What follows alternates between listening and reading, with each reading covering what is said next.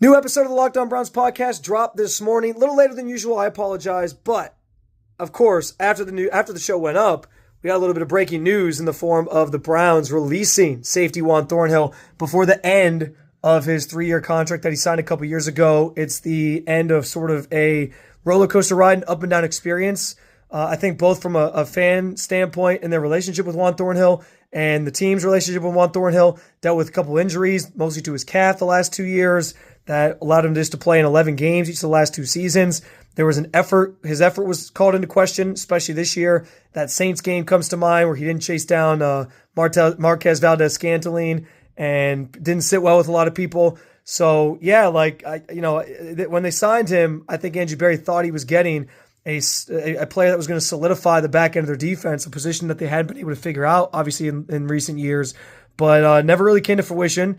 The salary cap implications of this, he will be a post-June 1st release, which means his $5 million cap hit, that I believe it's $5 million right now, stays on the books until June 1st.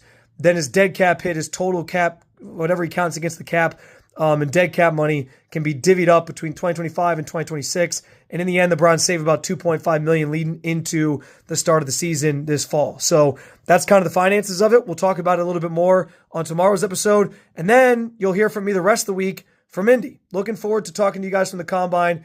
Keep on making us your first listen every day at the Locked On Podcast Network.